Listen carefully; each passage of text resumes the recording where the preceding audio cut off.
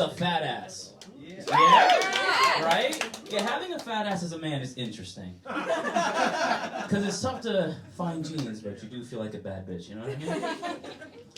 I've learned so much about yourself. Want to get that? I've learned so much about myself this past year, man. And one of the things I learned is that I just can't date, like, overly progressive women anymore. You know what I mean? And, like, it always starts fun. It's ended the same way every time. And I can't date them because it's just, like, they all just wanted me to, like, do gay shit. I don't know what that's about. It doesn't happen as, like, often, though. Thankfully, I'm in a relationship. You know? Thank you. Sometimes she slips up, though. I have to hit her with the spray bottle every now and then. But there was this one time we were laying there after a completely okay sex, and she looks up to me and she goes, "Babe, I just want you to know that if you ever wanted to explore your sexuality and have sex with a man, I'd be okay with that." Yeah, thanks. What about what we just did encouraged you to say that to me right now? Like, what about my aura as a male? I was like, I gotta tell him how supportive I am right now. It is so confusing. I don't know, like, you have to learn so much about yourself, about your partner. Like, I know when my girl's upset when I go in the bathroom and she's been strangling the tube of toothpaste. But I don't know what's worse, having to, like, know that she's gonna be upset with me later or have to reset the tube of toothpaste every goddamn time.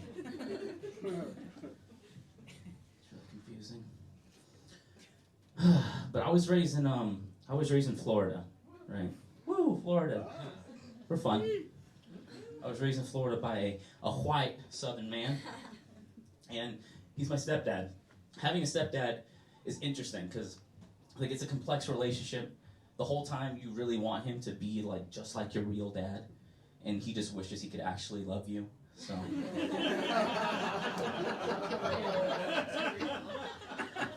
It's tough. He hasn't been doing great health-wise, though. I was worried he wasn't going to be able to make it out to vote, 2 weeks ago. So I gave him a call, and I'm like, "Hey, Craig, did you go out to vote today?" He's like, "Oh, yeah, I vote every year." "You vote every year?" Yeah, I vote every year." "Craig, you vote every year?" "Yeah, I said I vote every year, damn it." "Craig, I thought we voted every 4 years." "Ah, well, shit, whenever they tell me to." All right. The cool part about having a stepdad, though, is that you get more siblings. I have 2 stepsisters, 1 half-sister, so if you round up, that's 3 broken homes. Working on the 4th one, he's consistent. And all 3 of my stepsisters are what I call North Carolina white, and that's kind of like adding salt to mayonnaise and calling it a spiced aioli.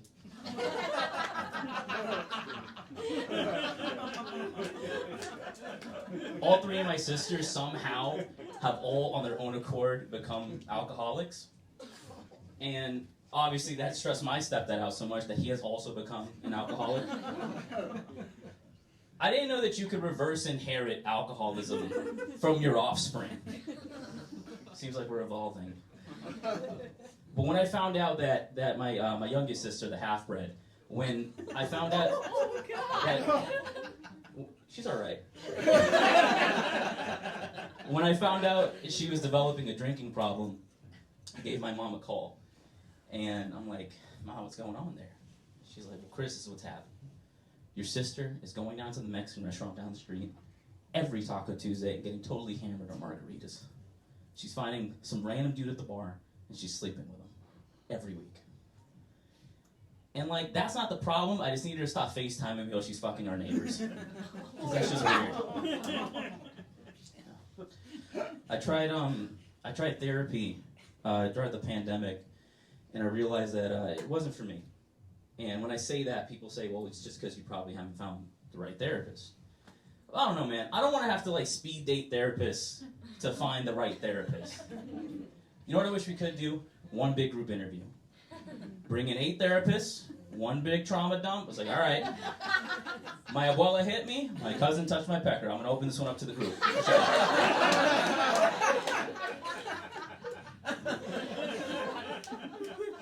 You guys see all those hurricanes like the past couple of months? I feel like when there's multiple bad hurricanes, it's like the gods of weather are just competing against each other. But when you're from Florida, like you grow up in the hurricane culture, so we don't start caring about hurricanes until it's at least a Category 3. And even then, it's like, what is it, a Category 3? What do we got, like 17 water bottles? We're going to be all right. We're going to be all right. I always loved the emotional progression of a hurricane when it's getting worse from a 3 to a 4, 4 to a 5. That's when my stepdad would start mobilizing and like getting stuff together. But he would always try to make it seem like he's not panicking. So he'd pop into my room and be like, hey, sport, what you doing? You playing your game? You winning? Oh, cool. Anyways, I'm going to need help with these 60 bags of sand. Can you help me with those right there? Perfect. Any Latinos here in the house? Woo, a couple. There's like 4 in the back. All right. So exciting. You guys ever notice when Latinos get excited, they'll say what they just said in English and then instantly repeat it again in Spanish? Exactly. So they'll say something like, bro, the food was so good. It's the comida tan rica. Whatever he said. But I'm Latino, but I've been told I'm white passing. And white passing is like something that like darker immigrants say to lighter immigrants to keep the struggle. But as a white passing Latino, when I speak Spanish, sometimes like white people, they get excited, which is weird because my Spanish is not great at all. Like when I speak to natives, they're like cautiously optimistic about me. It's very confusing for me identity-wise because when people ask me like, well, do you speak Spanish? I'm like, yeah, just not in front of immigrants.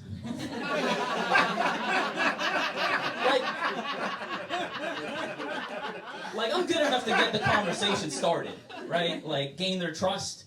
But as soon as they get comfortable, they start speaking faster, frequencies get higher, conjugation, all that type of stuff.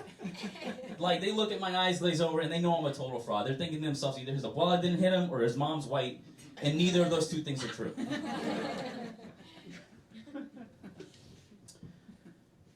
I started watching TV again. The NBA's back, thank God.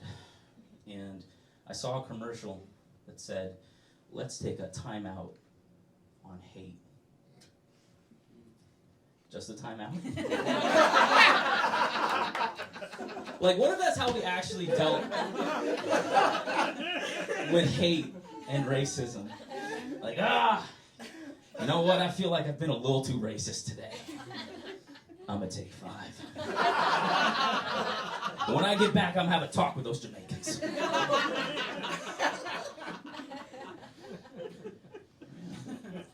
I sports bet a little bit. Anybody sports bet? It's super fun. Nobody in here? My mom does. Your mom? Okay. Yeah, that's really different. into it, yeah. I hope she's good.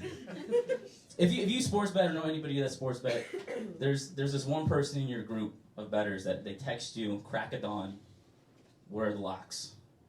And for those of you who don't know, a lock in the sports betting community is a bet slip that your cousin sent you that is most definitely not a fucking lock. A lock is supposed to be a guaranteed ironclad win. Like, bro, if either of us had locks, we would not be in this group chat right now. Where are the locks? How about we lock in on our goals and aspirations, my guy? What are we putting in today? How about we put in a job application to switch it up? You know what I mean? The games are until 7 p.m. It is 8 a.m. I think your 14-leg parlay can wait, you know?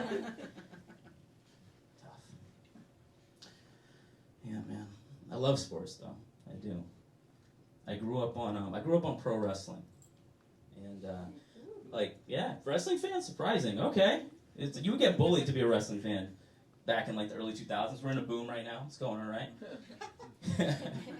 But I loved pro wrestling, like, so much as a kid that I would practice wrestling moves, like, on my cats.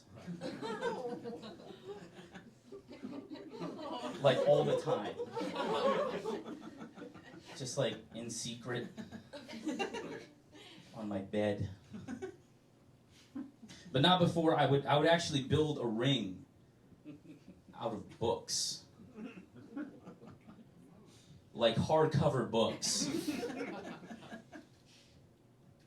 I'm talking your favorite childhood fantasies being used to harden the fall of a jackknife powerbomb on a cat. These cats hated me. Which is like, it's to be expected when you're the champ. 7-time world champ, baby. When Monday Night Raw would come on back then, a disclaimer would pop up that would say, please, don't try this at home. But like, where else would I try it? That's where my cats are. All right, guys, that's my time. I'm Chris Lopez. Thank you so much for coming out. Give it up for your host.